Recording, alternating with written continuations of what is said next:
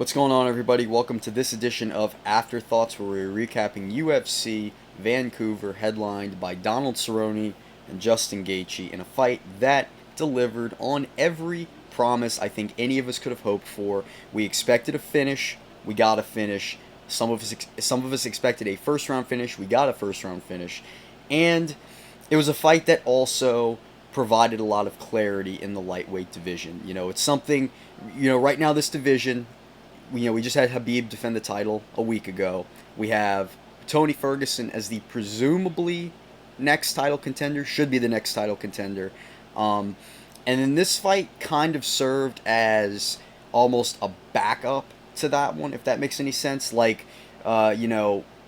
Gaethje now being the winner of this fight, he's in a position where he's right there, obviously, for a title shot next, but also he's in a position where if something happens between Khabib and Tony where, let's say hypothetically, a deal can't get done or something of that nature, he's right there, ready to step in, ready to get that title fight. And it's a fight that many people think he'd win, regardless of who the opponent is, whether it be Tony Ferguson or Khabib. People think Gaethje, with his style, his very heavy hands, his knockout power, his wrestling base, it would give Khabib a lot of problems, and it would give Tony a lot of problems. Tony being that he takes a lot of hits, Khabib being that he hasn't faced somebody as elite of a wrestler as Gaethje is. So it's one of those interesting dynamics that it puts Justin Gaethje in, because there isn't really you look at the rankings and you would think,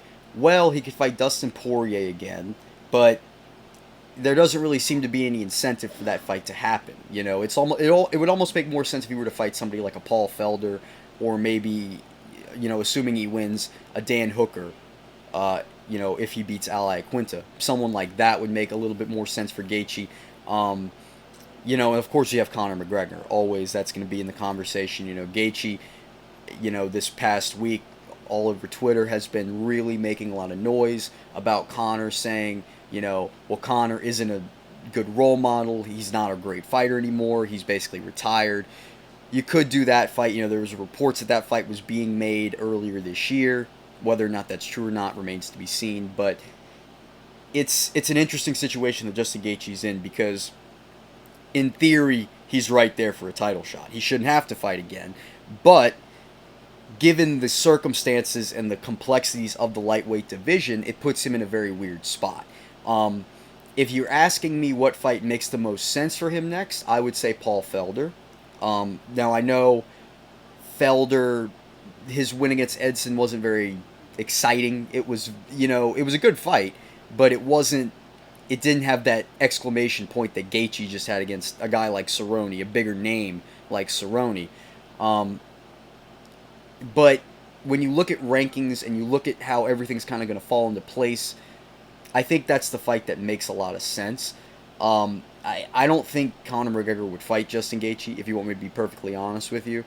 I think Conor's in such a weird spot, and he's such a name and such an anomaly that I can't see him fighting a guy like Justin Gaethje, a guy who brings a lot of danger, a guy who's a stylistic problem for him. A guy that could very well take away his star power if he wins. I can't see Conor fighting a guy like that. So I'd almost eliminate Conor from the equation, and I think a guy like a Paul Felder or the Iaquinta Dan Hooker winner makes a lot of sense for him. I don't think he should fight Poirier next again, like I said earlier. I think, there just really isn't any reason for it. Poirier's in a unique spot himself. It's just not time for that rematch. So it's an interesting spot Justin Gaethje's in, and it'll be curious to see how the UFC match makes him going forward. He's a guy that you could stick on these fight night shows. He's a guy that will always give these shows some luster.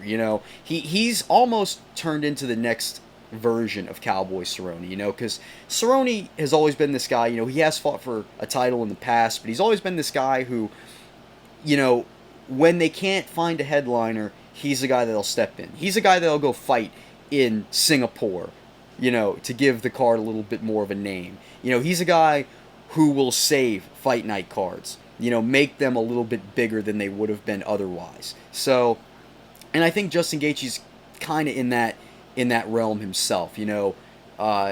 Not to disrespect Justin Gaethje at all. He's a fantastic fighter, and he probably should get the next title shot after Tony Ferguson. But he's also in that unique realm. So very interesting situation for Justin Gaethje. Now, as for Donald Cerrone, on the other hand, this is his second straight loss. Now, second straight loss to a top-ranked guy. So it's not like he's losing to prospects or he's losing to, up-and-comers. He's losing to guys who are right in the thick of title contention. So, Cerrone himself is in an interesting spot. He's, again, kind of in that realm where you could stick him on a fight night card to give it a little bit more of a name. If you want me to give him an opponent right now, there really isn't one I can think of off the top of my head. If you really want me to pick one, I would say somebody like an Islam Makhachev makes a lot of sense for him. Or maybe somebody like a Gregor Gillespie. But that almost, I don't know, it almost seems unfair to him. Maybe an Edson Barboza. They're both coming off of 2 losses. They're both action fighters. Everyone loves to watch them. That could be a fun fight to do. But Cerrone really doesn't lose any value, in my opinion, with this. If anything happens to him, he's out of that title picture now, probably once and for all. He's probably locked into that status as a guy who will headline fight nights and a guy who the UFC can turn to when times get tough and when they can't find a headliner. But he's always going to be a fun guy. He's always going to be a guy fans want to watch. And he's always going to be a guy who's there. The UFC will never get rid of him. This guy could lose 10 straight fights and they'll keep him around for what he's done for the company. But he's just in that position now where he's gonna get a prospect, or he's gonna get a guy like an Edson Barboza, a dangerous guy coming off of 2 losses, and there's really no shame in that. I think Donald Cerrone's had obviously a fantastic career. When he inevitably retires, he's going to have, he's going to be a Hall of Famer immediately. I think Cerrone loses no value from this loss. He gets knocked out of title contention, but that happens to the best of us, and I think I think he'll be fine going forward. Now, the co-main event, we had Glover Teixeira fighting Nikita Krylov, and the fight wasn't particularly exciting. A lot of good grappling exchanges, but the fight wasn't very, enticing. It was kind of a, it was a typical fight night co-main event. We saw 2 top 15 ranked guys fighting in a bout that really didn't determine very much. Teixeira did get the win by split decision. I would have given it to him. I could have given it to Krylov too. I mean, either or. It was a very close fight.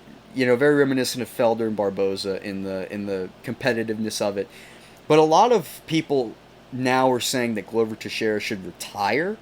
Now that he's 40 years old, they think, well, maybe this is it for him. He should be on the way out.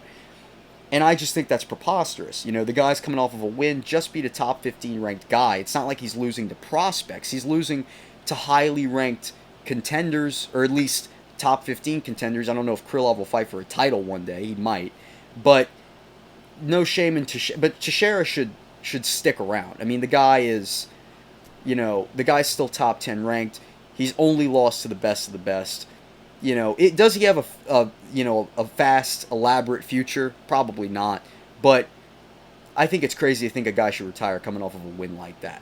Now, on the other hand, a guy who should probably radically modify his style is Michel Pereira. Fun to watch for about 3 minutes, and then everything he does just falters out, and he becomes basically Derek Lewis. He runs out of gas so quickly after doing flips and capoeira kicks and all kinds of craziness inside that octagon. He's a fun guy to watch, but it's a kill early or die late style. And as fun as he is to watch, you're not going to win fights in the octagon that way. And I love watching him. He's one of my favorite prospects, but my God, he's got to fix that style if he wants to really be successful in the octagon. Can you imagine what a guy like a Tyron Woodley would do to that? I mean, he would have gotten flatlined. It wouldn't have even been close. So Pereira's got to fix that. And then finally, I want to tackle on some prospects. Miles Johns and Hunter Azure, 2 135 prospects, both won by split decision. I think they both have a very bright future, especially Miles Johns. Kid's a very elite wrestler. I want to see what they do with him going forward. He's about 2 fights away from a top 15 opportunity. And Hunter Azure, talented guy, scrappy guy. Does he have a top 15 future? I don't know, but he's a fun guy to watch. I want to see what they do with him going forward. But anyways, guys, thanks for watching this edition of Afterthoughts. My name is Johann Castro. Check in next time. We'll see you then.